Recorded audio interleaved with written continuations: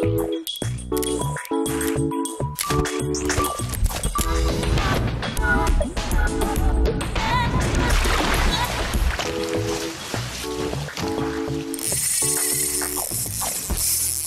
žvėjai. Labas rytas. Sveiki. Kaip matote, šiandieną išsirikiavę mes esame labai rimta sudėtim. Laidoje vieši Arūnas, Martynas, dugninės Lietuvos praeitų metų čempionas. Taip, kad tikrai mes tos labai rimtos pajėgos ant Nemuno upės kranto. Taikinys balta žuvis ir jeigu su mumis šiandieną Martynas, tai savaime suprantama, bus gaudoma dugninėmis meškerėmis. Na ir iš tikrųjų bus ko pasisemti patirties iš jo. Šiek tiek jį patardysime, kaip su kuo reikia gaudyti Nemune. Savaime suprantama, Arūnas geriausias yra gidas, kuris visada žino, kur kimba žuvis. Tikėkime, šiandieną jisai irgi mums parinko įspūdingą vietą. Iš tikrųjų labai gražus kraštovaizdis, gražus Nemunas, geras oras. Manau, viskas bus gerai. Ir kaip visada, mūsų žūklė prasidės nuo jaukų gamybos. Šiek tiek pasikonsultuosime su Martynu ir Arūnu, kokį jauką reikia ruošti. Bent jau Arūnas man išdavė paslaptį, kad reiktų jį daryti geltoną. Taip, kad aš orientuosiuosi geltoną, Martynas šiek tiek eksperimentuos savais jaukais, savom spalvom. Na, ką čia šaušinu burną? Pirmin prie jaukų gamybos.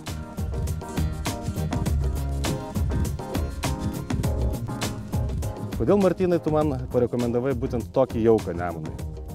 Paprastas jaukas, karšis, jisai tinka visam vandeniu. Nemunui tai ypač, pagrindinė žuvis, žinom, karšis, jisai pakankamai šviesus, nebrangus jaukas. Ir taipogi feederis, tai šito 2 pokelius užsimaišyk ir šito feederis jisai truputį sunkesnis, truputį lipnesnis, būtent srovė jisai labai tiks. Neapsieisim be džiūvėsių. Džiūvėsius mėgsta visos žuvys, šapalai, karšiai, apskritai visos žuvys. Kvapas, superbrymas arba karamelė. Na, šiuo momentu superbrymas tikrai bus tinkamas variantas. Na, kiek mačiau, Arūnas pasirinko nusinešę karamelę. Tegu bando. Jis irgi protingas, jo. Taip. Bandys karamelę, aš bandysiu karšį skirtų. Nu ir ačiū savo iniciatyvą pasikonsultavęs su Arūnu, įsimečiau spalvų, tai būtent dažų geltonų. Ir pabandysiu aš paeksperimentuoti. Man vis tiek nėti kažką tai įdomaus nuveikti šią žuklėje. Gali tikt, vis tiek išryškinsi tą spalvą, tokia ryškesnė. Bus matyti. Nu, netrukdau tau, Martynai, ruoštis. Eiktų žvejot, o aš prie jaukų gamybos. Gamink.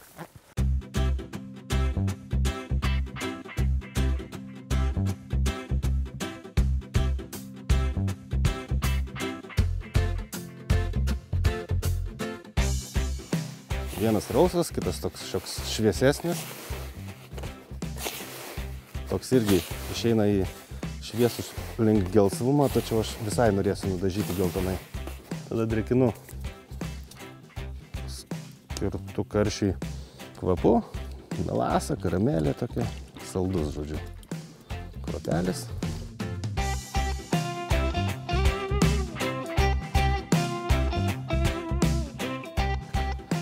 Ir šiek tiek pasiliksime vandens papildomam sudrėkinimui, nes jaukas tikrai sugeria daug vandens, dėl to, kad jis yra aukštos kokybės, daug kepinių yra jame.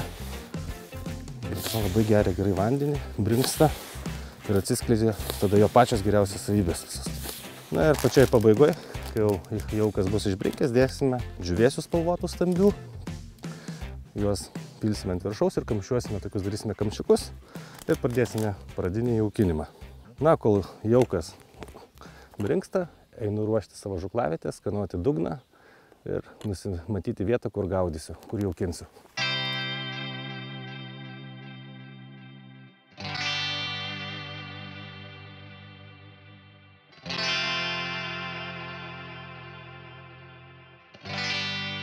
Iš tikrųjų, iš to noro greitai žvejoti pamiršau įdėti minėtą geltoną spalvą, kad nusidažyti jauką. Šiaip tai reiktų jį sausą perti ir po to drėkinant, maišyti, tada lengviau pasiskirsto. Tačiau jaukų išbrinkus jisai tikrai toks posausis, tai manau nusidažys ir tokiu būdu. Opa!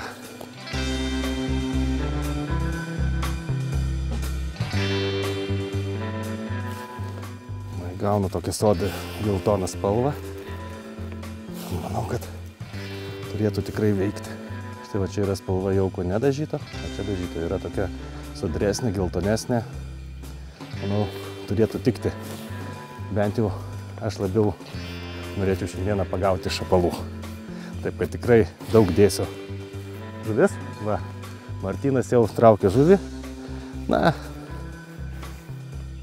ne veltui jisai specialistas yra šitos srities. Opa, žiobris. Gražus žiobris. Ja, mes tokį neimsim šiandien. Ne, jeigu Martynas gaudo, mes tik tais nuo kilogramo imsim šiandien su Arūnu. Savaime suprantama džiūvėsiai. Įbersim kukurūzų. Darysime tokius kamščiukus.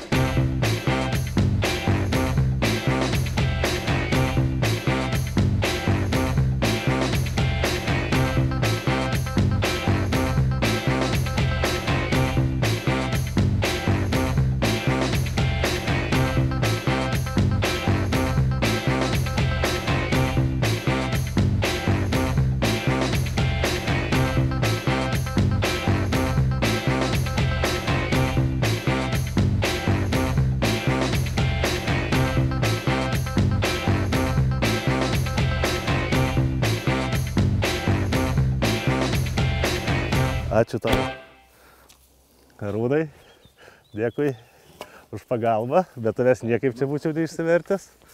Ir ką noriu žiūrėti, atkreipkit dėmesį, žiūrėkit, iš karto jauku. Taip, kad mano geltonasis suveikė, mano programa pelėtė su musės lervomis ir geltonas jaukas štai va tokį gražų laimikį man padovanojo.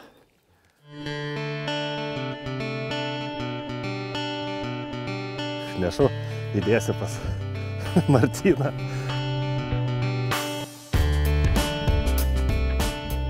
Mano visa politika pasiteisino, šapalą ištraukiau, čia kažkaip per greitai. Net neramu.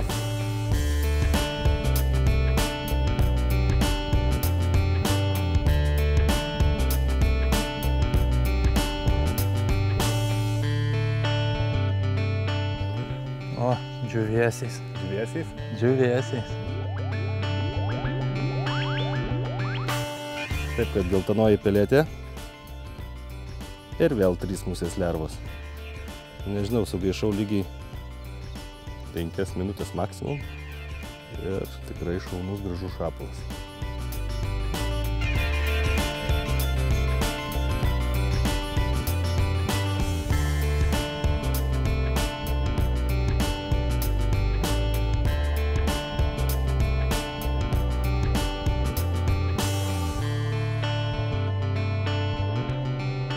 Karšis.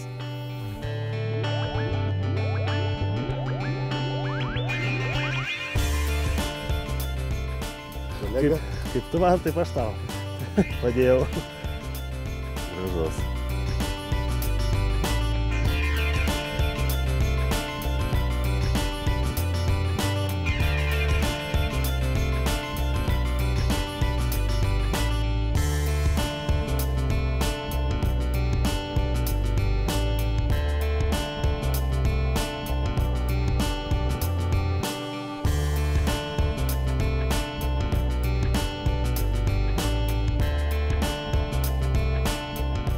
Labai puikia proga yra pakalbinti dugninės asą Martyną, nes dar noriu priminti, kad jisai buvo praeitų metų Lietuvos ir dabar esamasis Lietuvos dugninės čempionas. Ir manau, kad keletą klausimų užduoti jam tikrai bus pravartu. Tiek ir man, tiek ir jums žiūrovai bus tikrai įdomu. Ir pirmas klausimas.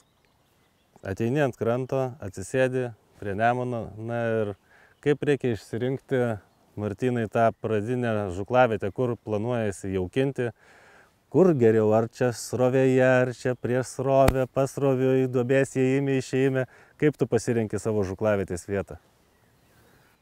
Manau, viskas priklausys nuo vietos bendrai, va, atkarpos, kurią pasiimsi, o jau vis tiek ieškosi kažkur tai atvajus, kad būtų, kad srovės, užutekis kažkoks tai. Renkuosi dažniausiai arčiau išėjimo iš duobės, jeigu tai yra duobė ar tai kažkoks užutekis. Ne pačią stipriausią srovę, o kur dar srovės sulėtėjimas. Na, gylis vėlgi turi didelę įtaką.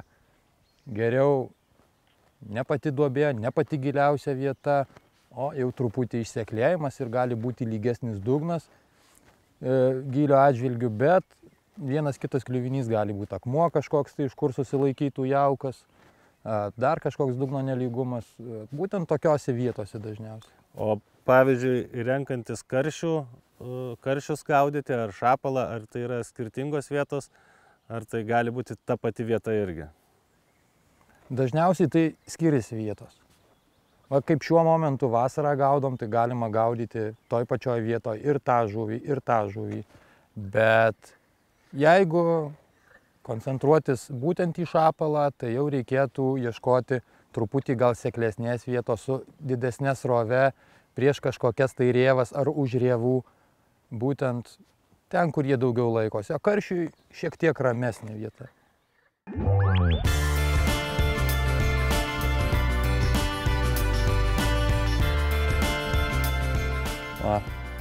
Raudoni džiuvėsi. Visas tiesiog atbėgęs.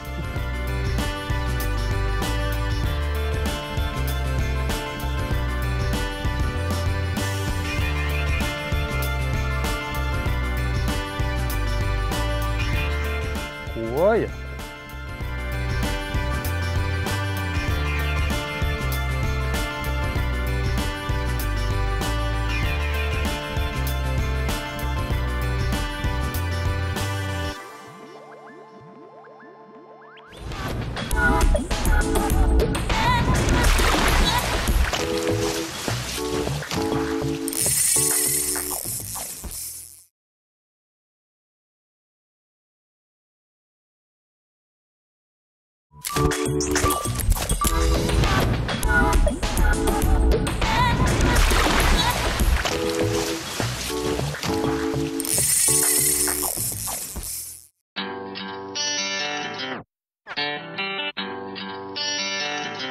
Užkabino ir atsitrūko. Atitrūko?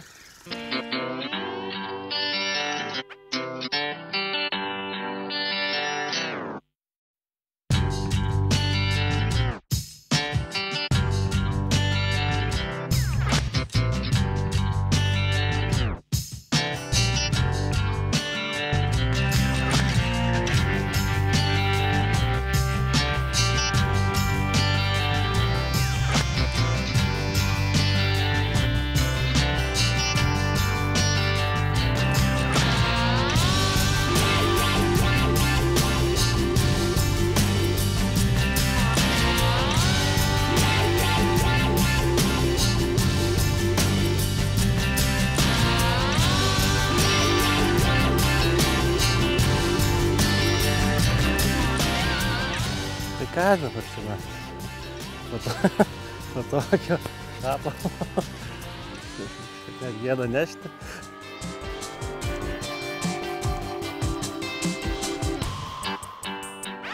Na gerai, Martynai, tarkim, vietą išsirinkome.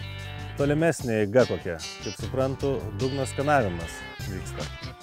Pasirinkimas vietos, kur jau kinsi. Paprasčiausiai svareliu galima paprastą slyvutę, kaip aš turiu, va tokį raguotą svarelį, apie 30 gramų, 35-40, priklauso nuo vietos, nuo gylio, kad būtų patogu, kad gerai jaustum dugną. Vietoj šėryklėlės, be jokio pavadėlio, paprasčiausiai kabinėse, aišku, pageidautina pintas valas, kad būtų. Ir prasiskanuoji vėduoklės metodu. Pradedi nuo aukščiau ir tolimiausios distancijos, tada vėduoklės būdu tiesiai, dešiniau, iki pat krašto. Pasižiūri, koksai gylis, koksai dugnas. Gylį skaičiuoji paprasčiausiai užmetęs ir iki atsimušimo skaičiuoji savo mintyse 1, 2, 3. Kitoje vietoje 1, 2, 3. Gal tu tiksliai metrų ir nesužinai, bet tu sužinai, kuris taškas yra sekliausias arba giliausias. Tada, kai jau daug maž žinai, koksai gylis, pasižiūri ir dugną automatiškai. Kur kietesnis dugnas, kur dumblas, kur molis. Tokiu būdu ir įsirenki ant kažkokių dugno nelygumų, tai gali būti kriauklės, dar kažkas, tai savo vietą. Na, specifika jaukinimo kažkokia tai yra, koks startinis pajaukinimas.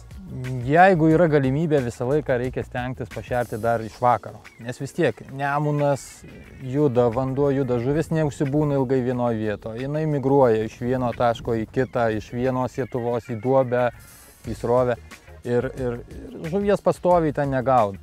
Tai jeigu yra galimybė atvažiuoti iš vakaro, paberti ten saują žirnių, saują kukurūzų, kažkokių šutintų kviečių, tai visą laiką tikrai būtų super. Bet jeigu tos galimybės nėra, tai vis tiek prieš pradedant žūklę reikėtų bent 4-5 šėryklas didesnės talpos su stambesniu jauku, kad tai būtų grūdai, kviečiai, kukurūzai sumesti. O paskui jau galima truputį mažinti šėryklą ir stengtis jau išlaikyti žuvį tam taške.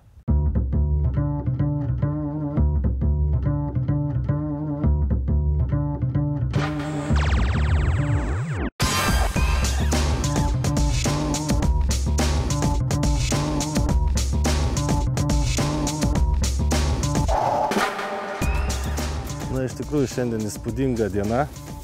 Tikrai egzemplioriai kimba gražus. O, žiūrėkite, ką reiškia jaukinimas, ką reiškia raudonusios apvirškintos, raudoniai apvirškinti džiūvėsiai. Tiesiog visas sietelis pilnas. Taip, kad jaukinti tikrai verta ir reikia negailėti jauko, reikia pasimiksuoti jį šiek tiek įdomesnį, su spalvom. Kaip matot, tos spalvotos detalės ypatingai vilioja žuvį.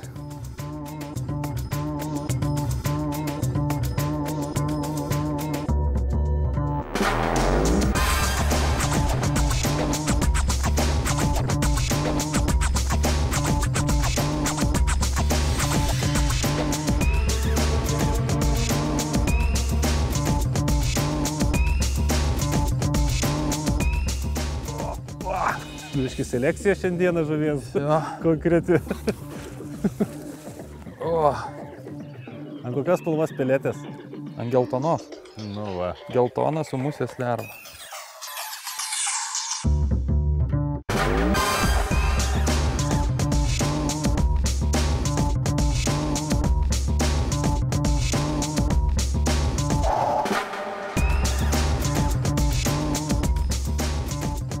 Šiandien, kaip matote, aš šėryklą pasirinkau plokščią.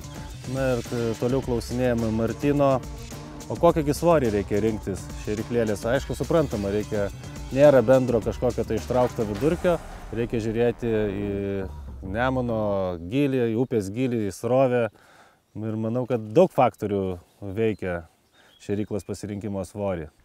Tiek srovė, tiek gylis, visą tai veikia. Reikia nepamiršti ir apie valą. Nes vienas iš pagrindinių vėlgi kriterijų renkant šėryklą yra ir valas. Jeigu tu naudosi monovalą, monofilamentą, storesnį, diametras gali būti 0,28 mm, 2,6 mm, tai automatiškai tau šėryklą veis srovė jau stipriau, tau ją daugiau neš. Aš kai gaudau pintais plonais PE valais, tai man užtenka jau 10 gramų lengvesnės šėryklos. Jie jau netaip veikia srovė. Na, iš tikrųjų, aš tai susiviniojęs esu žalios spalvos valą ir, pavyzdžiui, daugelį, kiek girdėjau, žvejų šiek tiek baido tas spalvotas valas, o aš matau, kad tu susivinojęs įvairias spalvį ir, kaip matau, žuvų kibimam tikrai jokios įtakos neturi. Iš tiesų, man jisai netgi padeda, kadangi kiekviena spalva yra po 10 metrų ir dar tas 10 metrų yra išskirstytas į metrus. Tai tas kiekvienas metras dar atskirtas su baltu 7-8 cm tarpu. Tai labai lengva yra atsimatuoti atstumą ir atsidėti tą patį atstumą ant kitos meškerės. Juk varžybose naudoju ne vieną atsarginę meškerę ir kad nepamesti vieno žvejybinio taško, tą patį atstumą darais ant kelių tų meškerių.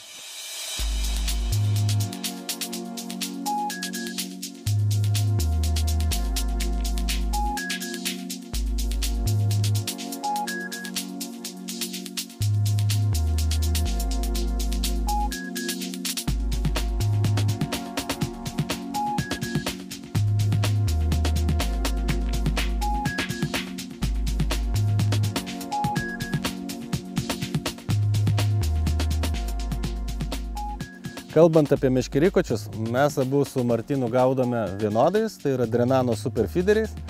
Jų yra išmetimo gale iki 60 gramų, jam čia yra ne riba. Šėrykla plius jaukas kažkur vis tiek išeina apie 80 gramų. Mes su Martinu dėl to naudojame šitas meškeres, dėl to, kad jos yra universalios pakankamai, nes gaudome ne vien tik tais upėse, tačiau ežeruose, keičiant viršūnės. Bet jeigu, taip sakant, jau su šventa ramybė, jeigu gaudyt, nieko nesibaiminant, tai idealus meškerikotis yra pas Arūną.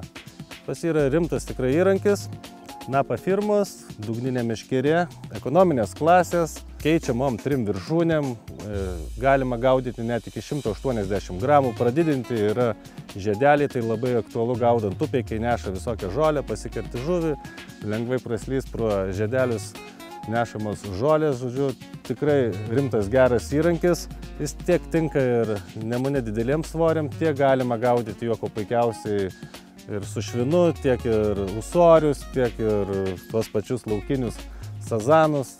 Tikrai gera, rimta meškerė.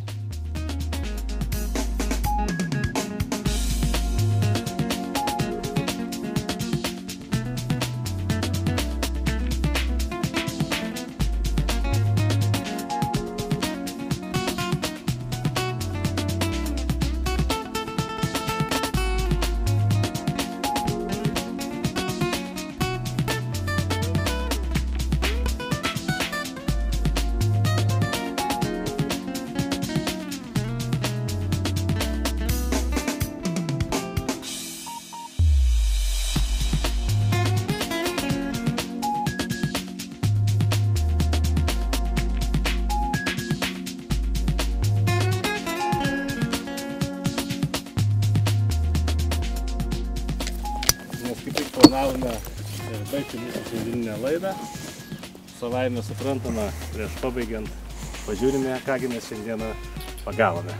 Linksmoji dalis – laimikiai.